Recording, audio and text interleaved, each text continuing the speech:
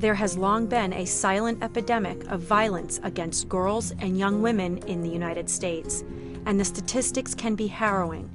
30% of girls are sexually abused before the age of 18.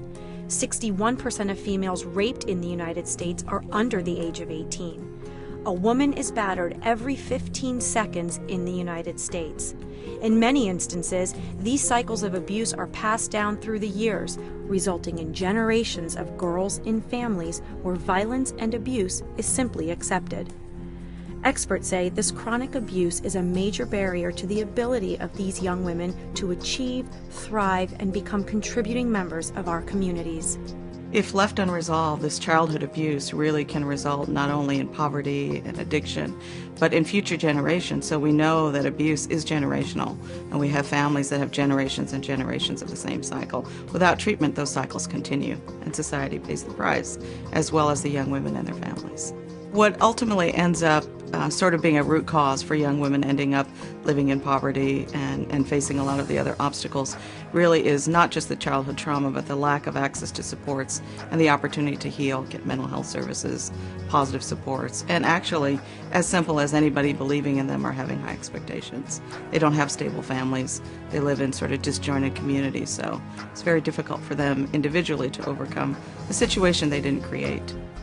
Jeanette has seen firsthand how these young women can heal, thrive, and lead if they are supported.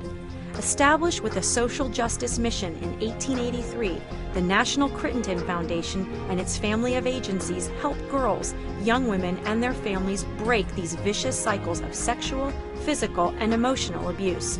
In 31 states and the District of Columbia, NCF works to address the profound impact of root causes such as sexism, racism, poverty, and violence in the lives of girls and young women.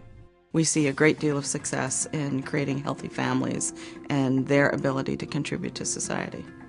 The most rewarding and amazing part of this job and of what we do is the transformation we see in these young women.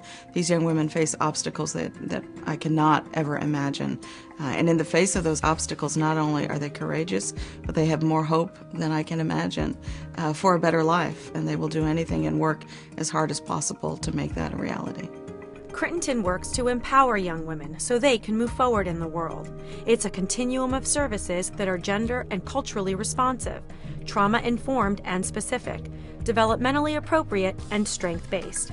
Services are offered in a wide range of settings, from residential treatment to in-home, to community-based, including in and after school. Services focus on mental and physical health, strengthening self-esteem, building life skills, academic advancement, career development, and job readiness. I think when my daughter was born, I recognized it as an opportunity to learn how to be a good parent, to really start working on my emotional issues, and kind of finding out why I had wound up in the place in which, I was at that time. And I really got to thinking about how my life was going to be different so that my child's life could be different. I learned the importance of doing whatever it took to provide for your child, doing whatever it took to protect your child, to be there for your child, to give your child a sense of hope, a sense of self-worth. I got pregnant at the age of 15, and while it wasn't the thing that I was hoping for my life, it happened. And it wasn't until after my daughter was born, I was still 15, I was in high school, I was a sophomore, that I realized that there were programs out there that really offered support and were able to see beyond that label of a teen mother, beyond that bad girl, beyond that girl with no future, beyond the invisible facade that I had given myself. There was someone out there who cared and wanted to help.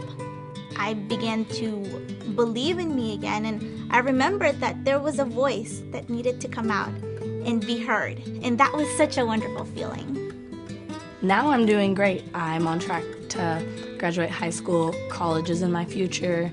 I learned a work ethic, believe it or not, there. I learned how to just be stable, just learn the daily life living skills that before I didn't know. Now I'm a skilled young lady. I have, a great head on my shoulders. I have a new outlook on life. I'm positive, I'm upbeat, I'm happy, and I wouldn't change it. What I like best about my job is being able to work with these amazing and courageous young women. They are an inspiration to me, as they should be to everyone, and I just love working with them. They're my heroines. They really are. I experienced quite a bit of abuse in my childhood, and one of the biggest things I wanted to know was why I was abused, why my parents weren't good to me, why those things happened. And what I learned was my parents were abused. They experienced emotional, sexual, physical abuse as well. And more than anything, I just wanted to break that within my life. I wanted to be more for my child. And you can see it so well within my daughter. She's confident. She knows that she can be anything in this world that she wants to be. And she looks for the future in doing better than what I've done. And so it just starts at some place where someone says, no, I'm not going to take this anymore. And then from there we can move on to create better lives for ourselves and for individuals who are around us. I would have really liked for someone to say, it's okay. It's okay to ask questions. It's okay to ask help. It's okay to accept that you are at a place where you don't want to be.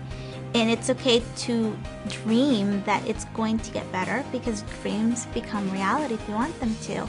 And I love meeting other girls, and I love meeting other people, and always saying, it's okay to ask questions, don't be scared. Because there's always someone out there, even if it's one person, who wants to genuinely help you. And it's great to know that now, because I'm not afraid to ask for help. It's time to stop turning a blind eye to the epidemic that has plagued girls and young women for generations. Everyone can be a part of the solution. Many people are aware of and interested in talking about violence and girls in third world countries, but not so much here. So that's a critical goal for us. Second, we're looking at building up the ways in which we involve young women in advocacy and leadership and building their social capital. So again, they can be independent and contributing members of society. And the third really is ensuring that policies are in place at the federal level that support our agencies in having the resources they need to provide these services to young women and girls. The National Crittenton Foundation is here. We've been here for 130 years. We're going to be here for the next 130 years because it's essential that we support girls and young women and their families who, through no fault of their own, are facing these tremendous obstacles in their lives. Believe in the power of potential. Learn more today about the National Crittenton Foundation and the Crittenton family of agencies, supporting the empowerment of girls, young women, and their families since 1883. For more information or to donate, go to nationalcrittenton.org or call the number on your screen.